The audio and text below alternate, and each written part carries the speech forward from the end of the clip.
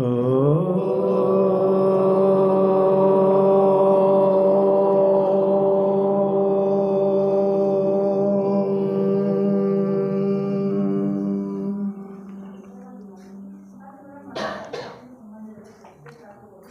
ನಿಮ್ಮಂತೆ ಹುಟ್ಟಿದ ಸಿದ್ಧಾರ್ಥ ಸರ್ವಜ್ಞನಾಗ್ತಾನೆ, ಸರ್ವಾಂತರ್ಯಾಮಿ ಆಗ್ತಾನೆ, ಬೋಧಿಸತ್ವನಾಗ್ತಾನೆ, ಬುದ್ಧನಾಗ್ತಾನೆ. ಅಕ್ಕಪಕ್ಕದವರು ಅದನ್ನು ಮ್ಯೂಟ್ ಮಾಡೋದನ್ನು ಕಲಿಸ್ಕೊಡ್ಬೇಕು. ಅವ್ರಿಗೆ ಮೊಬೈಲ್ ಇಸ್ಕೊಳ್ಳಿ.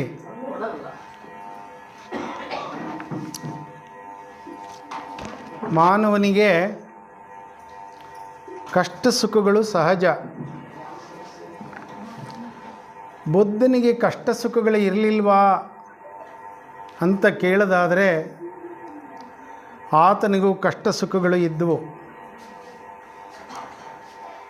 ಬುದ್ಧನ ತಾಯಿ ಚಲ್ವಾ ಯಾರಿಗೆ ಬರುತ್ತೆ ನೋಡ್ರಪ್ಪ, ಮಾಡಿಕೊಡ್ತಾರೆ ಬಿಡ್ರಿ, ಅವ್ರು ಮಾಡ್ತಾರೆ. ಆಫ್ ಮಾಡೋಕ್ಕೆ ಟ್ರೈ ಮಾಡಿರಿ.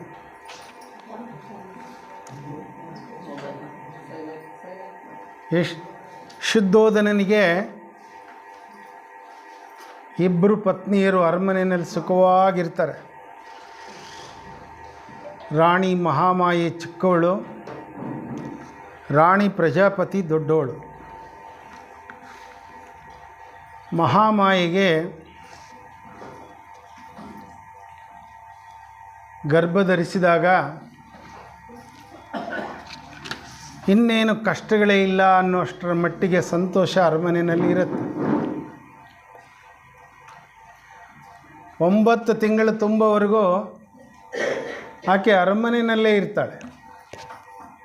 9 ತಿಂಗಳು ತುಂಬಿದ ಮೇಲೆ ತವ್ರ ಮನೆಯಲ್ಲಿ ಹೆರಿಗೆ ಆಗಬೇಕು ಅನ್ನೋ ಬಯಕೆ ಬಂದುಬಿಡುತ್ತೆ ಆಕೆಗೆ. ತವ್ರ ಮನೆಗೆ ನೇಪಾಳಕ್ಕೆ ಹೋಗಬೇಕು. ಹೋಗೋದು ಹೆಂಗೆ? ಮೇನದಲ್ಲಿ ಜನ ಒತ್ಕೊಂಡು ಹೋಗ್ಬೇಕು. ಒತ್ಕೊಂಡು ಹೋಗೋರು ಬದಲಾಗ್ತಿರ್ತಾರೆ. ಸಂಜೆ ಆದಮೇಲೆ ಎಲ್ಲಿ ಸಂಜೆ ಆಗುತ್ತೋ ಅಲ್ಲಿ ಉಳ್ಕೋಬೇಕು. ಇದು ಪ್ರಯಾಣ. ಹೀಗೆ ಪ್ರಯಾಣ ಮಾಡ್ತಾ ಇರ್ತಾರೆ. ದಾರಿನಲ್ಲಿ ಲುಂಬಿನಿ ಅಂತಕ್ಕಂತಹ ಒಂದು ಪುಷ್ಪವನ ಬರುತ್ತೆ. ಬಹಳ ಸುಂದರವಾಗಿರುತ್ತೆ ವನ.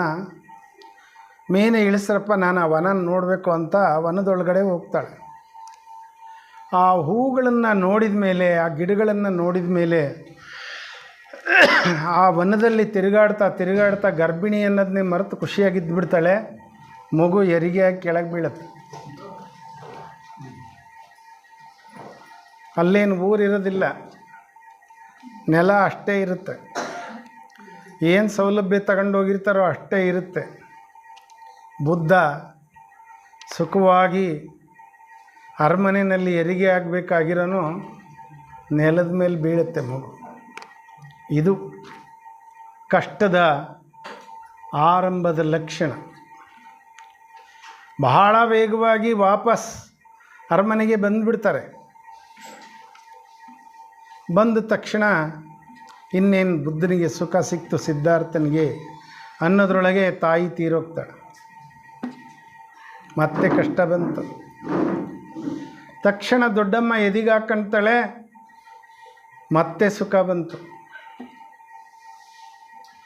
ಆಮೇಲೆ ಬೆಳೀತಾನೆ, ವಿದ್ಯಾಭ್ಯಾಸ ಕಲಿತಾನೆ, ಶಸ್ತ್ರಾಸ್ತ್ರಗಳನ್ನು ಕಲಿತಾನೆ, ಮದುವೆ ಆಗ್ತಾನೆ, ಮಗು ಆಗುತ್ತೆ, 29 ವರ್ಷದವನಾಗ್ತಾನೆ. ಸುಖ ಸುಖ ಸುಖ, ಕಷ್ಟ ಎಲ್ಲ ಮರೆತು ಬಿಡ್ತಾನೆ. ನಗರನ ನೋಡಬೇಕು ಅನಿಸುತ್ತೆ, ಹೋಗ್ತಾನೆ. ಅರಮನೆಯಲ್ಲಿ ಎಲ್ಲ ರಾಜಪೋಷಾಕಿನ ಜನನೇ. ಪೋಷಾಕ ಇಲ್ಲದೆ ಇರೋರು ಅರಮನೆಗೆ ಒಬ್ಬರು ಇಲ್ಲ. ಹೆಣ್ಮಕ್ಳು ಕೂಡ ತಲೆ ಮೇಲೆ ಏನಾರ ಒಂದು ಕಟ್ಕೋಬೇಕು, ಕೋಡೋ ಪಾಡೋ ಏನೋ ಒಂದು. ಇಂತಹ ಸುಖದ ಮಧ್ಯೆ ಬೆಳೆದವನಿಗೆ ನಗರಕ್ಕೆ ಹೋದರೆ ಯಾರು ಪೋಷಾಕೆ ಹಾಕ್ಕೊಂಡಿಲ್ಲ. ಪೋಷಾಕ ಕಾಣೋದೇ ಇಲ್ಲ ಅಲ್ಲಿ. ಯಾರೋ ಶ್ರೀಮಂತರು ಮೈ ತುಂಬ ಬಟ್ಟೆ ಹಾಕ್ಕೊಂಡಿದ್ದಾರೆ, ಊಟ ಮಾಡ್ತಾರೆ, ಓಡಾಡ್ತಾರೆ, ಸ್ವಲ್ಪ ತೆಳ್ಳಗೆ ಬೆಳ್ಳಗೆ. ಎರಡೇ ವರ್ಗ ಆ ಕಾಲದ ಅದು. ಉಳಿದ ಬಡವರು ಶ್ರಮಜೀವಿಗಳಿಗೆ ಮೈ ತುಂಬ ಬಟ್ಟೆ ಇಲ್ಲ, ಹೊಟ್ಟೆ ತುಂಬ ಊಟ ಇಲ್ಲ, ಬದುಕಲಿಕ್ಕೆ ಉತ್ತಮವಾದಂಥ ಮನೆ ಇಲ್ಲ, ಹಗಲಿರುಳು ಶ್ರಮ, ಯಾವತ್ತೋ ಸ್ನಾನ, ಎಷ್ಟೋ ಕಾಯಿಲೆಗಳು, ಎಷ್ಟೋ ಗಾಯಗಳು, ರೋಗ ರುಜಿನಗಳು, ವಯಸ್ಸಾಗುತ್ತೆ, ಮುಪ್ಪಾಗುತ್ತೆ, ಚರ್ಮ ಸುಕ್ಕುಗಟ್ಟುತ್ತೆ, ಸಾವಾಗುತ್ತೆ. ಇದನ್ನೆಲ್ಲ ನೋಡ್ತಾನೆ. ಮುಗಿದೋಯ್ತು ಸುಖ. ಏನು ನೋಡ್ತಾನೋ ಅದರ ಮೇಲೆ ನಿಂತು ಬಿಡ್ತಾನೆ. ಹೀಗೆ ಕಷ್ಟ ಸುಖಗಳ ಪರಂಪರೆಯಲ್ಲಿ ಲೋಕ ಸುಖವಾಗಿಲ್ಲ ಅಂತ ಗೊತ್ತಾಗುತ್ತೆ. ಅವನು ಎಲ್ಲವನ್ನು ಬಿಟ್ಟು ಪೂರ್ವಾಭಿಮುಖವಾಗಿ ಸುಮ್ಮನೆ ಹೋಗ್ಬಿಡ್ತಾನೆ. ತನ್ನ ರಾಜ್ಯವನ್ನು ಎಲ್ಲವನ್ನು ಬಿಟ್ಟು ಗಯೆಯಲ್ಲಿ 6 ವರ್ಷ ಒಂದು ಹರಳಿ ಮರದ ಕೆಳಗೆ ತಪಸ್ಸು ಮಾಡ್ತಾನೆ. ಶರೀರಕ್ಕೆ ಸುಖ ಕೊಡಬಾರ್ದು ಅಂತ ಊಟಗಳನ್ನು ಕಡಿಮೆ ಮಾಡ್ತಾನೆ, ನೀರು ಕಡಿಮೆ ಮಾಡ್ತಾನೆ. ಶರೀರ ಕಟ್ಟಿಗೆ ಥರ ಒಣಗೋಗುತ್ತೆ.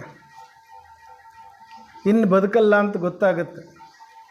ಅವನು ಭಾಳ ಸುಂದರವಾಗಿರ್ತಾನೆ. ಹೋದಾಗ ಆವಾಗಿನಿಂದ ಊಟ ತಂದು ಕೊಡ್ತಿರ್ತಾರೆ ಕೆಲವರು. ಊಟನೇ ಮಾಡ್ತಿರಲ್ಲ, ಇಷ್ಟು ಸುಖವಾದ ಊಟ ನಾನು ಉಣ್ಬಾರ್ದು ಅಂತಿರ್ತಾನೆ. ಆದರೆ ಕಟ್ಟಿಗೆಯಾಗಿ ಒಣಗಿದಾಗ ಗೊತ್ತಾಗುತ್ತೆ ಊಟ ಮಾಡದಿದ್ದರೆ ಮನುಷ್ಯ ಬದುಕೋದಿಲ್ಲ ಅಂತ. ಜ್ಞಾನ, ಮೊದಲನೆಯ ಜ್ಞಾನ ಬರುತ್ತೆ ಅವನಿಗೆ. ಸೊ ಊಟನ ಮಾಡಲಿಕ್ಕೆ ಶುರು ಮಾಡ್ತಾನೆ. ಒಂದೊಂದಾಗಿ ಜ್ಞಾನ ಹೆಚ್ಚಾಗ್ತಾ ಹೋಗುತ್ತೆ. 6 ವರ್ಷಗಳ ನಂತರ ಒಂದು ಇದೇ ಬುದ್ಧ ಪೂರ್ಣಿಮೆಯ ದಿನ ಅವನು ಹುಲ್ಲಿನ ಹಾಸಿಗೆಯ ಮೇಲೆ ಕೂತ್ಕೊಂಡು ಧ್ಯಾನಮಗ್ನನಾಗಿ ಒಂದೊಂದಾಗಿ ಜ್ಞಾನವನ್ನು ಅರ್ಥ ಮಾಡ್ಕೊಳ್ತಾ ಹೋಗ್ತಾನೆ. ಮೊದಲನೇ ಜಾವದಲ್ಲಿ ತನ್ನ ಅನುಭವ ಅವನಿಗೆ ನೆನಪಾಗತ್ತೆ. ಶರೀರವನ್ನು ಕಠಿಣ ತಪಸ್ಸುಗಳಿಂದ ದಂಡಿಸಿದರೂ ಸುಖವಿಲ್ಲ, ಭೋಗ ವಿಲಾಸದಲ್ಲಿ ಜೀವನ ಮಾಡಿದರೂ ಸುಖವಿಲ್ಲ, ಅಳತಿಯಾಗಿರಬೇಕು ಅಂತ ಮೊದಲನೇ ಜಾವದಲ್ಲಿ ಗೊತ್ತಾಗುತ್ತೆ ಅವನಿಗೆ.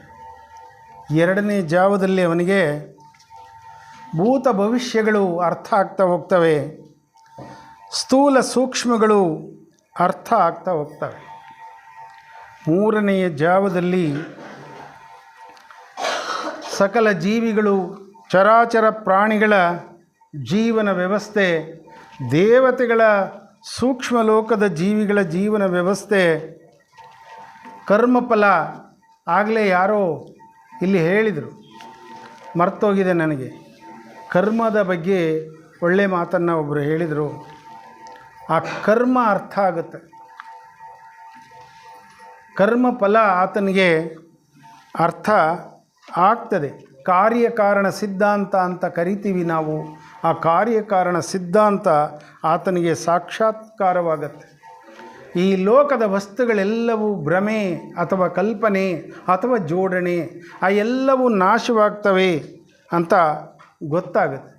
ಆದರೆ ಶಾಶ್ವತವಾದ ವಸ್ತುಗಳು ಇವೆ, ಅವುಗಳೇ ಮತ್ತೆ ಮತ್ತೆ ಹೊಸ ವಸ್ತುಗಳನ್ನು ಸೃಷ್ಟಿ ಮಾಡ್ತವೆ ಅನ್ನುವಂಥದ್ದು ಗೊತ್ತಾಗುತ್ತೆ.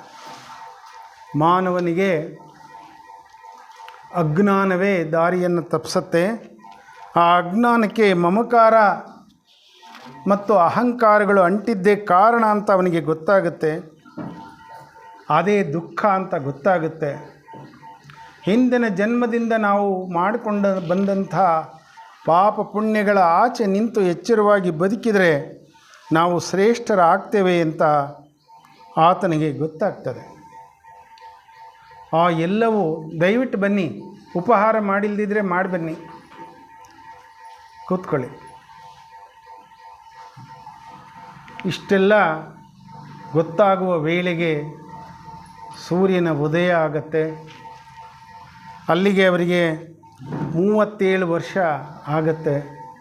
ಅಲ್ಲಿದ್ದ ಮುಂದಕ್ಕೆ 45 ವರ್ಷಗಳ ಕಾಲ. ಬನ್ರಮ್ಮ, ನಿರಂತರವಾಗಿ ಅವರು ಹಡೆದ ತಾಯಿ ಎದೆಯಲ್ಲಿ ತುಂಬಿದ ಹಾಲನ್ನು ಎದೆ ಬಿರಿಯುವಾಗ ಮಗುವನ್ನು ಹುಡುಕಿ ಓಡಿ ಹೋಗಿ ಕೊಡುವಂತೆ ಜಗತ್ತಿನಲ್ಲಿ ವ್ಯಥೆನಲ್ಲಿ ಇರ್ತಕ್ಕಂಥವರಿಗೆ 45 ವರ್ಷಗಳ ಕಾಲ ಜ್ಞಾನವನ್ನು ಬೋಧಿಸ್ತಾ ಹೋಗ್ತಾರೆ. ಲೋಕೋಪಕಾರವನ್ನು ಮಾಡ್ತಾರೆ, ಲೋಕವನ್ನು ಉದ್ಧಾರ ಮಾಡ್ತಾರೆ. ಯಾವುದೋ ಒಂದು ಸಂಸ್ಕೃತ ಅಥವಾ ಯಾವುದೋ ಒಂದು ಪ್ರಾಕೃತ, ಯಾವುದೋ ಒಂದು ಅರ್ಥ ಆಗದೇ ಇರುವಂತಹ ಭಾಷೆ, ಯಾವುದೋ ಒಂದು ಅರ್ಥ ಆಗದೇ ಇರತಕ್ಕಂಥ ಮಂತ್ರದ ಅಗತ್ಯ ಇಲ್ಲ ಬದುಕಿಗೆ. ಯಾರನ್ನು ಹಾಗೆ ಮಾಡುವವರನ್ನು ಆಕ್ಷೇಪಿಸಬೇಕಾಗಿಯೂ ಸಹ ಇಲ್ಲ. ಶ್ರೇಷ್ಠವಾಗಿ ಬದುಕಿದರೆ ಸಾಕು, ಸುಖಗಳು ಬರ್ತವೆ ಎನ್ನುವಂತಹ ಸರಳ ಮಾರ್ಗವನ್ನು ಬುದ್ಧ ಬೋಧಿಸ್ತಾರೆ. ಅದನ್ನು ಮಧ್ಯಮ ಮಾರ್ಗ, ಸುವರ್ಣ ಮಾರ್ಗ ಅಂತಾರೆ. ಪ್ರತಿ ಗೋಷ್ಠಿಯಲ್ಲೂ ಅಂಥದ್ದೊಂದು ಉಪನ್ಯಾಸ ನಮ್ಮದು ಇರ್ತದೆ. ಹೋದ ಉಪನ್ಯಾಸದಲ್ಲಿ ಸೋದರಿ ಸಣ್ಣಮ್ಮ ಅವರ ಮಧ್ಯಮ ಮಾರ್ಗವನ್ನು ಕುರಿತು ತಮಗೆ ಹೇಳಿದರೆ, ಮುಂದೆ ಕೂಡ ಹೇಳ್ತಾರೆ. ನಾನು ಉಪನ್ಯಾಸವನ್ನು ಚಿಕ್ಕದು ಮಾಡಿಕೊಳ್ತೇನೆ. ಬುದ್ಧ ನನ್ನದು ಬೌದ್ಧ ಧರ್ಮ, ನನ್ನ ಬೌದ್ಧ ಧರ್ಮಕ್ಕೆ ಸೇರ್ರಿ ಅಂತ ಯಾವಾಗಲೂ ಹೇಳೋದೇ ಇಲ್ಲ. ಹಿಂದೆ ಇದ್ದ ಯಾವ ಧರ್ಮಗಳನ್ನು ಆತ ಆಕ್ಷೇಪ ಮಾಡೋದೇ ಇಲ್ಲ. ಆಗಲೂ ಜಗತ್ತಿನಲ್ಲಿ ಬೇಕಾದಷ್ಟು ಧರ್ಮಗಳಿವೆ, ಅವುಗಳನ್ನು ಆಕ್ಷೇಪಿಸಲ್ಲ. ಮುಂದೆ ಎಷ್ಟೋ ಧರ್ಮಗಳು ಬರ್ತವೆ, ಅವುಗಳನ್ನು ಕೂಡ ಆತ ಆಕ್ಷೇಪಿಸೋದಿಲ್ಲ. ಎಲ್ಲವನ್ನೂ ನಮಸ್ಕರಿಸ್ರಿ, ಎಲ್ಲವನ್ನೂ ಅರ್ಥ ಮಾಡ್ಕೊಳ್ರಿ, ಸರಳವಾಗಿ ಬದುಕ್ರಿ ಅಂತ ಹೇಳ್ತಾ ಹೋಗ್ತಾನೆ. ಅವನು ಹೇಳುವ ಕೆಲವು ಸರಳ ಮಾರ್ಗಗಳನ್ನು ಹೇಳುವ ಮೂಲಕ ನನ್ನ ಉಪನ್ಯಾಸವನ್ನು ನಾನು ಮುಗಿಸ್ತೇನೆ. ಶರಣ ಧರ್ಮವನ್ನು ಕುರಿತು ತಿಳಿದವರಿಗೆ ಇವು ಅತ್ಯಂತ ಸುಲಭವಾಗಿ ಅರ್ಥ ಆಗ್ತವೆ ಮತ್ತು ನ್ಯಾಯಮೂರ್ತಿಗಳ ಉಪನ್ಯಾಸವನ್ನು ನಿರಂತರವಾಗಿ ಕೇಳಿದವರಿಗೂ ಕೂಡ ಇವು ಅರ್ಥ ಆಗ್ತವೆ. ಯಾಕೆ ಅಂದರೆ ಬುದ್ಧ ಇನ್ನಿಷ್ಟು ಜನ್ಮಗಳು ಆದಮೇಲೆ ನಿಮಗೆ ಸುಖ ಸಿಗುತ್ತೆ ಅಂತ ಹೇಳೋದಿಲ್ಲ, ಸ್ವರ್ಗದಲ್ಲಿ ನಿಮಗೆ ಸುಖ ಸಿಗುತ್ತೆ ಅಂತ ಹೇಳೋದಿಲ್ಲ. ನೀವು ಮಾಡ್ತಾ ಇರುವ ತಪ್ಪನ್ನು ಇವತ್ತು ನಿಲ್ಲಿಸಿದರೆ ಇವತ್ತೇ ಸುಖ ಸಿಗುತ್ತೆ ಅಂತ ಹೇಳ್ತಾನೆ ಅವನು. ನಾಳೆ ಅಂದರೆ ಒಂದು ದಿನ ಹೆಚ್ಚು ನೀವು ದುಃಖ ಅನುಭವಿಸ್ಬೇಕು ಅಂತಾನೆ.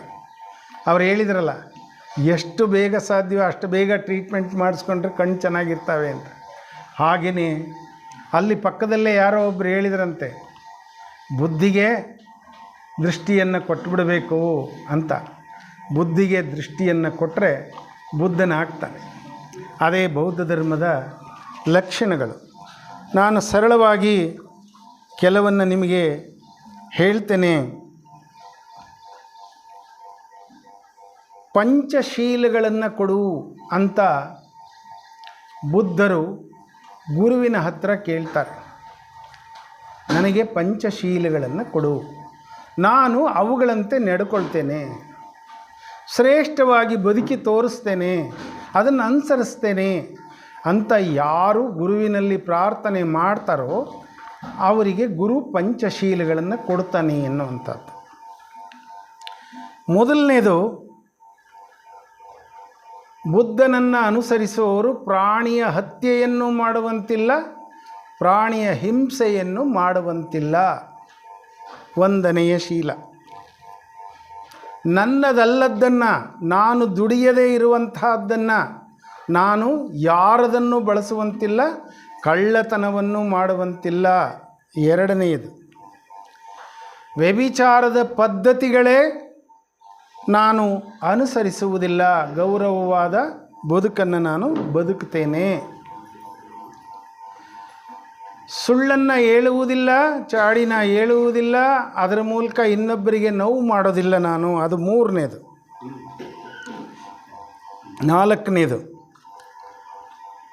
ಮದ್ಯಪಾನ ಮಾಡೋದಿಲ್ಲ, ಧೂಮಪಾನ ಮಾಡೋದಿಲ್ಲ, ಮತ್ತು ಬರುವಂಥ ಯಾವುದೇ ವಸ್ತುಗಳನ್ನು ತಿನ್ನೋದಿಲ್ಲ, ಮತ್ತು ಮತ್ತು ಬರುವವನು ಆಗೋದಿಲ್ಲ. ಅವುಗಳನ್ನೆಲ್ಲ ಕೈ ಬಿಡ್ತೇನೆ ಅಂತ ಯಾರು ಪ್ರಮಾಣ ಮಾಡ್ತಾನೆಯೋ, ಯಾರು ಹಾಗೆ ನಡ್ಕೊಳ್ತಾನೆಯೋ ಅವನು ಬೌದ್ಧ ಧರ್ಮದ ಪಂಚಶೀಲಗಳನ್ನು ಅನುಸರಿಸಿದಂತೆ. ಇದರ ಮುಂದೆ ಮತ್ತೆ 3. ಆಹಾರ. ನನಗೆ ಎಷ್ಟು ಬೇಕೋ ಅದಕ್ಕಿಂತ ನಾನು ಜಾಸ್ತಿಯನ್ನು ಉಂಡ್ರೆ, ಯಾವುದು ಊಟ ಮಾಡುವ ಒಳ್ಳೆಯ ಆಹಾರವೋ ಅದನ್ನು ಬಿಟ್ಟು ಒಳ್ಳೆಯದು ಅಲ್ಲದನ್ನೂ ರುಚಿ ಇದೆ ಅಂತ ಉಂಡ್ರೆ, ನನ್ನ ಆರೋಗ್ಯಕ್ಕೆ ಯಾವುದು ಕೆಟ್ಟದ್ದೋ ಅದನ್ನು ಉಂಡ್ರೆ, ಯಾವುದೋ ಟೈಮ್ನಲ್ಲಿ ಅಕಾಲ ಭೋಜನ ಅಂತೀವಿ ಒಂದೇ ವಾಕ್ಯ, ಅಷ್ಟುಂಡ್ರೆ. ಈಗ ನಮ್ಮ ಸುಬ್ಬೇಗೌಡರಿದ್ದಾರೆ, ಅವರಿಗೆ ಕಾಯಿಲೆ ಆದರೆ ಊಟ ಬಿಟ್ಬಿಡ್ತಾರೆ ಅಷ್ಟೇ. ಕಾಯಿಲೆಗೆ ಸರಿಯೋತು ಅಂದಮೇಲೆ ಮತ್ತೆ ಅವರು ಊಟ ಮಾಡೋದು. ಹೀಗೆ ಅಕಾಲದಲ್ಲಿ ಅನಿಷ್ಟ ಭೋಜನವನ್ನು ಮಾಡದೇ ಇರುವುದು 6ನೆಯ ಶೀಲ. ವಿಕೃತವಾದ ನೃತ್ಯಗಳನ್ನು, ಅಸಹ್ಯಕರವಾದ ಸಂಗೀತವನ್ನು, ಅಸಹ್ಯಕರವಾದ ವಾದ್ಯಗಳನ್ನು, ಉತ್ಸವಗಳನ್ನು, ಪ್ರದರ್ಶನಗಳನ್ನು ನಾನು ಮಾಡೋದಿಲ್ಲ, ಮಾಡ್ತಾ ಇರೋ ಹತ್ರ ನಾನು ಹೋಗೋದಿಲ್ಲ, ನಾನು ನೋಡೋದಿಲ್ಲ. ಯಾರೋ ನನಗೆ ಘಮಘಮಾಂತಿಯ ಅಂತ ಅಂತಾರೆ ಅಂತ ಅನಿಷ್ಟ ಗಂಧವನ್ನು ನಾನು ಸೌಂದರ್ಯವರ್ಧಕ ಅಂತ ಬಳ್ಕೊಳ್ಳೋದಿಲ್ಲ. ಯಾರಿಗೋ ಸುಂದರವಾಗಿ ಕಾಣ್ತೀನಿ ಅಂತ ಎಂತಹ ಮಾಲೆಗಳನ್ನು ನಾನು ಹಾಕ್ಕೋಬಾರ್ದು ಅಂಥ ಮಾಲೆಗಳಿಂದ ನಾನು ಅಲಂಕರಿಸಿಕೊಳ್ಳೋದಿಲ್ಲ. 3 ಆ 5 ಇವು 3 ಅನುಸರಿಸಿದರೆ ನಾನು ಬೌದ್ಧ ಧರ್ಮದ ಅಷ್ಟಶೀಲಗಳನ್ನು ಅನುಸರಿಸಿದೆ ಅಂತ ಅರ್ಥ. ಅದರ ಜೊತೆಗೆ ನಮ್ಮ ದೇಹಕ್ಕೆ ಬೇಡವಾಗಿರತಕ್ಕಂಥ ಎತ್ತರವಾದ ವಿಲಾಸಿ ಮಂಚಗಳ ಮೇಲೆ, ಹಾಸಿಗೆಗಳ ಮೇಲೆ ಮಲಗೋಲ್ಲ. ಅದರಿಂದ ನೋಡು, ಆ ಕಳ್ಳಿ ಒಬ್ಬಳು ಎಲ್ಲರೂ ಮೇಲೆ ಕೂತ್ರೆ ಕೆಳಗೆ ಕೂತಿದ್ದಾಳೆ. ಅವಳಿಗೆ ಕೆಳಗೆ ಕೂತ್ಕೊಳ್ಳೋದು ಗೊತ್ತಿದೆ, ಅವಳ ತೊಡೆಗಳು ಅವಳನ್ನ ಅನುಸರಿಸ್ತಿದ್ದಾವೆ. ನಮ್ಮ ಕೈಲಾಗುತ್ತಾ ಕೂತ್ಕೊಳ್ಳೋಕ್ಕೀಗ? ನಾವು ಕಳ್ಕೊಂಡಿದ್ದೀವಿ ತೊಡೆಗಳನ್ನು, ಇದಾವೆ, ಕೂತಿದ್ದಾಳೆ. ಹಾಗೆ ದೇಹಕ್ಕೆ ಬೇಕಿಲ್ಲದಷ್ಟು ವಿಲಾಸಿ ಹಾಸಿಗೆಗಳನ್ನು, ಹೊದಿಕೆಗಳನ್ನು, ಮಂಚಗಳನ್ನು, ಆಸನಗಳನ್ನು ನಾನು ಬಳಸೋದಿಲ್ಲ ಅಂತ ಪ್ರತಿಜ್ಞೆ ಮಾಡಿದರೆ 9ನೆಯ ಶೀಲ. ಯಾರೋ ಯಾವಾಗಲೂ ಕಳ್ಳರ ಅವಳಿಗೆ ಮೇಲೆ ದೃಷ್ಟಿ ಇಟ್ಟು ಯಾವಾಗ ಒಬ್ಬಳೆ ಸಿಗ್ತಾಳೆ, ಕಿವೇನು ಅವನ್ನು ಇವನ್ನು ಕೊಯ್ದು ಬಂಗಾರನೆಲ್ಲ ಕತ್ಕೊಂಡು ಹೋಗೋಣ, ಮನೆಯಲ್ಲಿರ್ತಕ್ಕಂಥ ಬಂಗಾರನ ಕತ್ಕೊಂಡು ಹೋಗೋಣ ಅನ್ನೋವಷ್ಟು ಚಿನ್ನ, ಬೆಳ್ಳಿ, ವಜ್ರಗಳನ್ನು ಮನೆಯಲ್ಲಿ ಸಂಗ್ರಹಿಸಿ ನೀನೂ ತೊಂದರೆ ಮಾಡ್ಕೊಂಡು ಮನೆಗಿರೋ ಗಂಡು ಮಕ್ಕಳಿಗೂ ತೊಂದರೆ ಮಾಡಿ ಅಪಾಯ ಮಾಡಬೇಡ ಅನ್ನುವಂಥದ್ದಕ್ಕೆ ಹಾಗೆ ನಡ್ಕೊಳ್ಳಲ್ಲ ಅಂತ ಪ್ರಮಾಣ ಮಾಡುವುದು 10ನೆಯ ಶೀಲ. ಈ 10 ಶೀಲಗಳನ್ನು ಅನುಸರಿಸಿದರೆ ಬುದ್ಧನ ದಶಶೀಲಗಳನ್ನು ಅನುಸರಿಸಿದಂತೆ ಆಯಿತು. ಹೀಗೆ ಪಂಚಶೀಲಗಳನ್ನು, ಅಷ್ಟಶೀಲಗಳನ್ನು, ದಶಶೀಲಗಳನ್ನು ಅನುಸರಿಸಿದರೆ ಬೌದ್ಧ ಧರ್ಮವೇ ವಿನಃ ಇಲ್ಲಿರೋನು ಬೌದ್ಧ ಧರ್ಮಕ್ಕೆ ಹೋದ ತಕ್ಷಣ ಪರಿನಿಬ್ಬಾಣ ಆಗಿಬಿಡುತ್ತೆ, ನಾನು ಡೈರೆಕ್ಟ್ ಸ್ವರ್ಗ, ಹಂಗೇನಿಲ್ಲ. ಇಲ್ಲಿ ಸತ್ರು ನಿನ್ನ ಹೆಣನೆ ಬೀಳೋದು, ಅಲ್ಲಿ ಸತ್ರು ನಿನ್ನ ಹೆಣನೆ ಬೀಳೋದು, ಸೇಮ್ ವಾಸನೆ ಸತ್ತ ಮೇಲೆ, ಏನು ಬದಲಾವಣೆ ಇಲ್ಲ. ಬದುಕಿದಾಗ ಬದುಕುವ ವಿಧಾನ ಇದು. ಅದಾದಮೇಲೆ ಬುದ್ಧ ಹೇಳ್ತಾರೆ, ಜ್ಞಾನಿಗಳನ್ನು, ಶ್ರೇಷ್ಠರನ್ನು, ಪಂಡಿತರನ್ನು, ನಮಗೆ ಮಾರ್ಗದರ್ಶನ ಮಾಡುವವರನ್ನು, ಉಪಕಾರಿಗಳನ್ನು, ನಮಗೆ ವಿದ್ಯೆ ಕಲಿಸುವ ಶಿಕ್ಷಕರನ್ನು, ಲೋಕಜ್ಞಾನಿಗಳನ್ನು, ನಮ್ಮ ಜೊತೆಗೆ ಆಪ್ತಾಲೋಚನೆ ಮಾಡಿ ನಮ್ಮ ಸರಿತಪ್ಪುಗಳನ್ನು ತಿದ್ದುವವರನ್ನು ನಾವು ಗೌರವಿಸಬೇಕು ಮತ್ತು ನಮಸ್ಕಾರ ಮಾಡಬೇಕು. ಅವರಿಗೆ ಗೌರವಿಸಿ ಅವರಿಂದ ಜ್ಞಾನನ ನಾವು ಕಲಿಬೇಕು. ಬುದ್ಧ ಹೇಳ್ತಾನೆ,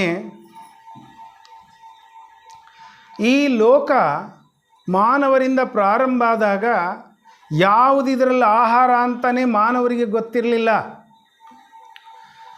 ಅವರು ಹುಟ್ಟಿದಾಗ ಏನೇನು ತಿಂದರೋ, ಎಷ್ಟು ಜನ ತಿಂದಿದ್ದೇ ವಿಷವಾಗಿ ಸತ್ತರೋ, ಎಷ್ಟು ಜನ ಇದು ಪರವಾಗಿಲ್ಲ ಆರೋಗ್ಯ ಅಂತ ತಿಳ್ಕೊಂಡು ತಿನ್ನುವ ವಸ್ತುಗಳನ್ನು ಆಯ್ಕೆ ಮಾಡಿದರೋ, ಅದಾದಮೇಲೆ ಎಷ್ಟು ದಿನಕ್ಕೆ ಸಸ್ಯಗಳನ್ನು ತಿನ್ನೋದು ಕಲ್ತರೋ, ಎಷ್ಟು ದಿನಕ್ಕೆ ಧಾನ್ಯಗಳನ್ನು ತಿನ್ನೋದು ಕಲ್ತರೋ, ಆಹಾರದ ಪದ್ಧತಿಯನ್ನು ಕಲ್ತರೋ, ಅಥವಾ ನಾವು ತಿಂತಕ್ಕಂಥ ನಾಗರಿಕ ಜೀವನವನ್ನು ಕಲ್ತರೋ ಗೊತ್ತಿಲ್ಲ. ಆದರೆ ಆ ದಿಶೆಯಲ್ಲಿ ನಮಗೆ ಕಲಿಸೋದಕ್ಕಾಗಿ ಇದು ಸರಿ, ಇದು ತಪ್ಪು, ಇದು ವಿಷ, ಇದು ಸಿಹಿ, ಇದು ಖಾರ, ಇದು ಉಪ್ಪು, ಇದು ಹುಳಿ ಅಂತ ಅನುಭವಿಸಿದ್ರಲ್ಲ ಹಿಂದಿನವರು. ಅವರು ಕಾಡು ಮನುಷ್ಯ ಆಗಿದ್ದರು, ಶಿಲಾಯುಗದನಾಗಿದ್ದರು, ಗುರುವೇ ಅಂತ ಹೇಳ್ತಾರೆ ಬುದ್ಧ. ನಮ್ಮನ್ನು ಸರಿದಾರಿಗೆ, ನಾಗರಿಕತೆಯ ದಾರಿಗೆ ಕರ್ಕೊಂಡು ಬಂದ ಎಲ್ಲರಿಗೂ ನಮಸ್ಕಾರ ಮಾಡಿ. ಅವರೆಲ್ಲರೂ ನಮ್ಮ ಬದುಕನ್ನು ಇಲ್ಲಿಯವರೆಗೆ ತಂದಿದ್ದಾರೆ. ಈ ಕಟ್ಟಡಕ್ಕೆ ಬರುವ ದಾರಿನಲ್ಲಿ ನಮ್ಮನ್ನು ಎಷ್ಟು ಜನ ನಾಗರೀಕರಣದ ವ್ಯವಸ್ಥೆಯನ್ನು ಕಲಿಸ್ಕೊಟ್ರೋ, ಈ ಮನೆಯಂಥ ವ್ಯವಸ್ಥೆ ಇನ್ನೊಂದು ಮತ್ತೊಂದು ಇವುಗಳನ್ನು ನಮಗೆ ಕಲಿಸಿಕೊಟ್ಟಿದ್ದಾರೋ, ಲೋಕದ ಪೀಳಿಗೆಗೆ ಅದನ್ನು ಮುಂದೆ ಕಲಿಸಿಕೊಂಡು ಹೋಗ್ತಾರೋ, ಆ ಜ್ಞಾನಿಗಳಿಗೆ, ಆ ವಿಜ್ಞಾನಿಗಳಿಗೆ ಎಲ್ಲರಿಗೂ ನೀನು ನಮಸ್ಕಾರ ಮಾಡಬೇಕು ಅಂತ ಹೇಳ್ತಾರೆ ಬುದ್ಧ. ಜ್ಞಾನ ಇಲ್ಲದೇ ಇರುವವನಿಂದ ನಾವು ರಕ್ಷಣೆಗೆ ಒಳಗಾಗೋದಕ್ಕೆ ಸಾಧ್ಯವೇ ಇಲ್ಲ. ಒಂದು ಯುದ್ಧ ನಡೀತದೆ. ಈಗ ಯುದ್ಧದಲ್ಲಿ ಸಾವಾಗುತ್ತೆ, ಸೋಲಾಗುತ್ತೆ, ನನಗೂ ನನ್ನ ದೇಶಕ್ಕೂ ನಷ್ಟವಾಗುತ್ತೆ ಅಂತ ಗೊತ್ತಿದ್ದು ಯುದ್ಧ ಮಾಡ್ರಿ ಅನ್ನೋರಿದ್ದಾರೆ, ಯುದ್ಧ ಮಾಡ್ತಾ ಇರೋರಿದ್ದಾರೆ, ನಾಶ ಆಗ್ತಿದ್ದಾರೆ.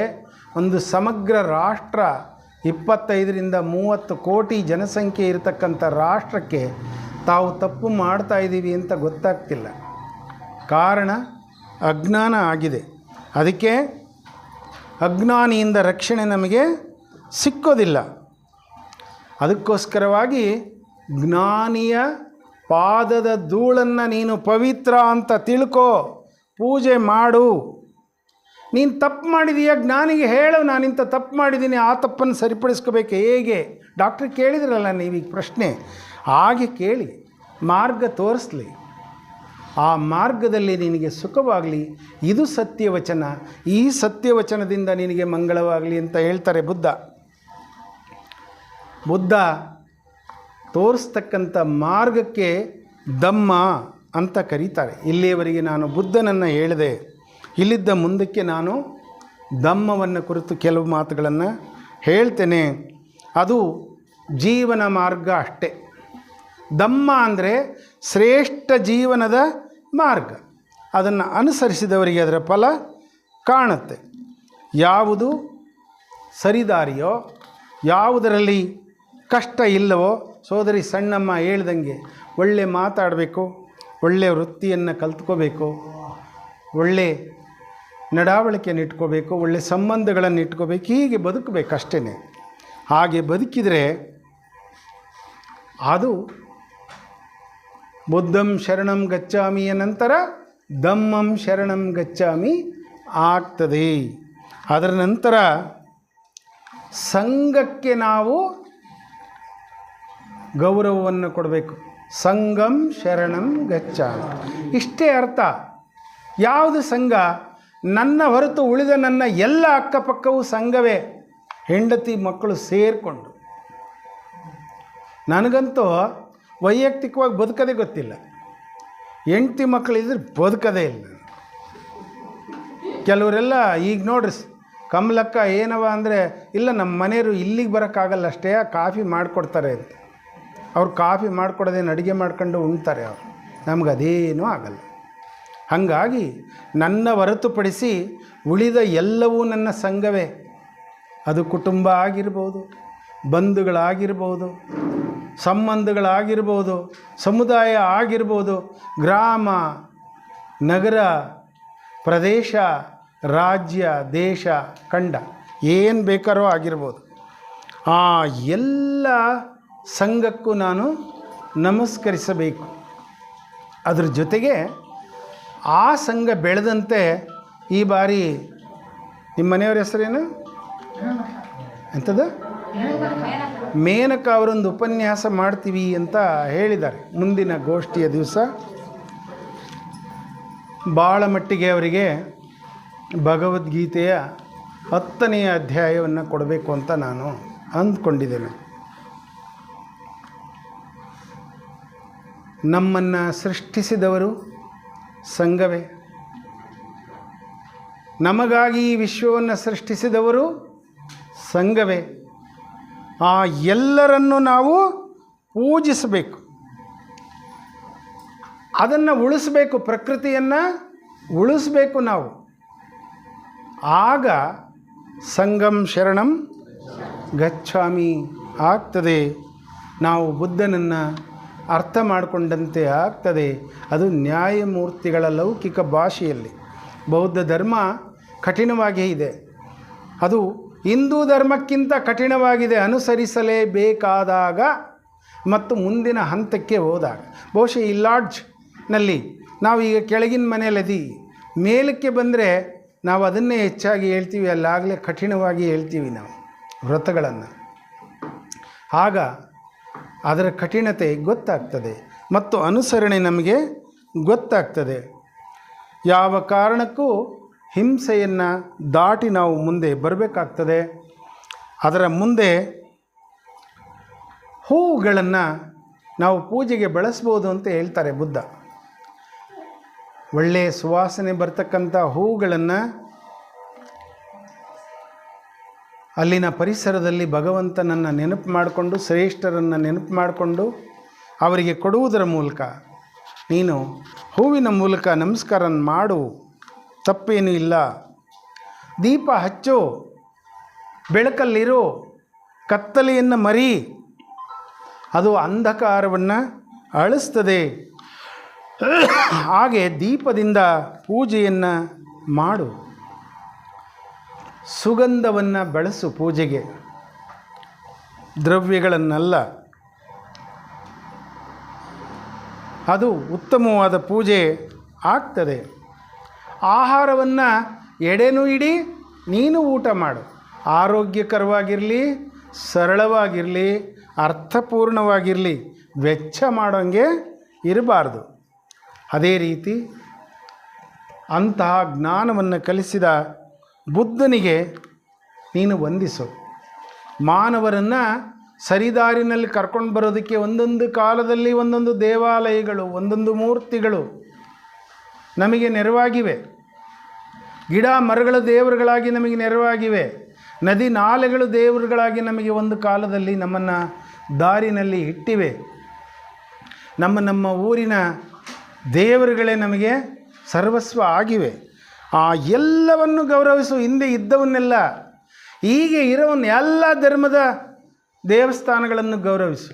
ಮುಂದೆ ಇನ್ನು ಹುಟ್ಟುವ ಎಲ್ಲ ಧರ್ಮವನ್ನು ಗೌರವಿಸು ಮತ್ತು ಆ ದೇವಸ್ಥಾನಗಳಿಗೆ, ಆ ಚೈತ್ಯಾದಿಗಳಿಗೆ ನೀನು ವಂದನೆಯನ್ನು ಮಾಡು. ನಿನಗೆ ಪಾಪದಿಂದ ಬಿಡುಗಡೆ ಆಗಲಿ. ನಿನಗಿಂತ ಹಿರಿಯರಿಗೆ ನಿನ್ನ ತಪ್ಪುಗಳನ್ನು ಅರಿಕೆ ಮಾಡಿಕೊಂಡು, ನಿನ್ನ ಪ್ರಗತಿಯನ್ನು ಅರಿಕೆ ಮಾಡಿಕೊಂಡು ಕ್ಷಮೆ ಕೇಳು, ತಪ್ಪೇನಿಲ್ಲ. ಕ್ಷಮಿಸಬೇಕು, ಜ್ಞಾನಿಗಳು ಕ್ಷಮಿಸಬೇಕು, ಸರಿ ಮಾರ್ಗವನ್ನು ತೋರಿಸ್ಬೇಕು. ಅಷ್ಟರ ಮಟ್ಟಿಗೆ ಬದುಕು. ಒಳ್ಳೆಯ ಆಚರಣೆಗಳನ್ನು ಮಾಡು. ಗುರು ಹೇಳಿದ ಬುದ್ಧ ಧರ್ಮದ, ಧಮ್ಮದ ಮತ್ತು ಸಂಘದ ಆಚರಣೆಗಳನ್ನು ಪ್ರಮಾಣದಂತೆ ನೀನು ಮಾಡು. ಅದಾದ ನಂತರ ನಿನಗೆ ಸುಖ ಬಂದ ಮೇಲೆ ಅದನ್ನು ಬಚ್ಚಿಟ್ಕೊಳ್ಬೇಡ. ಅದು ಬಚ್ಚಿಟ್ಟರೆ ಇರೋದಿಲ್ಲ. ಅದನ್ನು ಎಲ್ಲರಿಗೂ ಹಂಚ್ತಾ ನೀನು ಕೂಡ ಪುಣ್ಯದಲ್ಲಿ ಪಾಲುಗಳನ್ನು ಪಡಿ. ಆಗ ಎಲ್ಲ ದೇವತೆಗಳು, ಎಲ್ಲ ಭೂತಗಳು, ಎಲ್ಲ ಜೀವಿಗಳು ನಿನ್ನನ್ನು ಗೌರವಿಸ್ತಾರೆ ಮತ್ತು ನಿನಗೂ ಕೂಡ ಪುಣ್ಯದಲ್ಲಿ ಭಾಗ ಇರ್ತದೆ ಅಂತ ಬುದ್ಧ ಹೇಳ್ತಾರೆ. ಹೀಗೆ ಬುದ್ಧ ಜೀವನದ ಮಾರ್ಗವನ್ನು ಸರಳವಾಗಿ ಕೂಡ ಹೇಳ್ತಾರೆ. ಇದಲ್ಲದೆ ಇನ್ನು ಮುಂದಿನ ತಿಂಗಳಲ್ಲೂ, ಜುಲೈ ತಿಂಗಳಲ್ಲಿ, ಇದೇ ಆಷಾಢ ಪೌರ್ಣಮಿಯಲ್ಲಿ ಇನ್ನು ನೂರಾರು ಬೌದ್ಧ ಧರ್ಮದ ವಿಚಾರಗಳನ್ನು ನಿಮಗೆ ತಿಳಿಸೋರಿದ್ದೇವೆ. ತಾವೆಲ್ಲರೂ ತಪ್ಪದೆ ಬನ್ನಿ. ನಾನು ಸರಳವಾಗಿ ನನ್ನ ಉಪನ್ಯಾಸವನ್ನು ಮುಕ್ತಾಯ ಮಾಡ್ತಾ ಇದ್ದೇನೆ. ಎಲ್ಲರಿಗೂ ನಮಸ್ಕಾರನ ಮಾಡ್ತಾ ಇದ್ದೇನೆ ಮತ್ತು ಸೋದರ ಜಿ ಸುಬ್ರಹ್ಮಣ್ಯ